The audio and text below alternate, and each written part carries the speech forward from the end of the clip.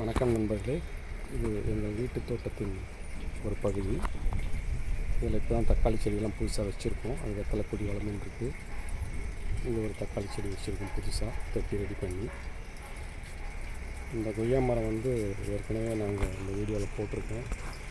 இந்த சின்ன தொட்டியிலேருந்து பெரிய தொட்டிக்கு மாற்றி வச்சது. இதில் வருஷம் ஃபுல்லாக காய்ச்சிலே தான் இருக்குது. கொய்யா நல்ல இனிப்பான கொய்யா. இது எந்த வகைங்களும் தெரியாது. அது கிடைச்சது, அதை நட்டு வச்சோம். அங்கங்கே நிறைய காய்க்குது, நிறைய இருக்குது. இதை பாருங்கள், நிறைய இருக்குது.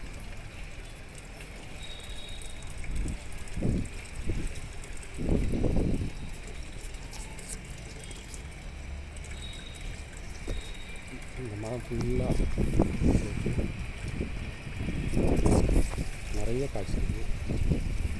ரொம்ப பத்திரமாக பாதுகாத்து வச்சுட்ருக்கோம். நாங்கள் இந்த தொட்டியை பெரிய தொட்டி ஆக்கியிருக்கோம். இங்கே கத்திரி செடியும் இருக்குது. ஏற்கனவே இதெல்லாம் வந்திருக்கு. காய்ச்சதை நான் உங்களுக்கு காமிக்கலாம்.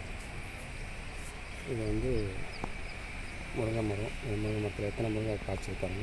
சின்ன தொட்டி தான் வச்சுருக்கோம். 20 லிட்டரு பெயிண்ட் டப்பா தொட்டி. அது இதில் இவ்வளோ காய்ச்சிருக்கு. அதில் தக்காளி பாருங்கள். இது ஒரு சின்ன தொட்டி தான். இதில் தக்காளி பாருங்கள்.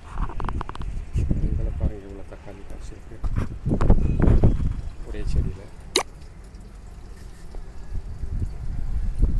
தூதுவளை செடி.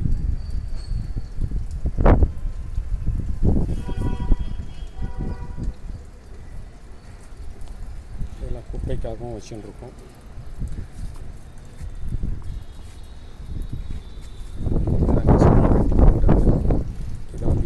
சாம்பலாக்கிடுவோம். பொங்கலுக்காக சாப்பிட்ட எந்த கழிவையும் கரும்பு சக்கையும் நாங்கள் வீண் பண்ணுறதில்ல.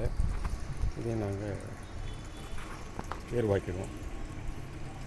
அப்பப்போ நான் இதை போடுறேன். நீங்கள் பார்த்து சப்ஸ்கிரைப் பண்ணி எனக்கு கொஞ்சம் ஹெல்ப் பண்ணுங்கள். தேங்க்யூ.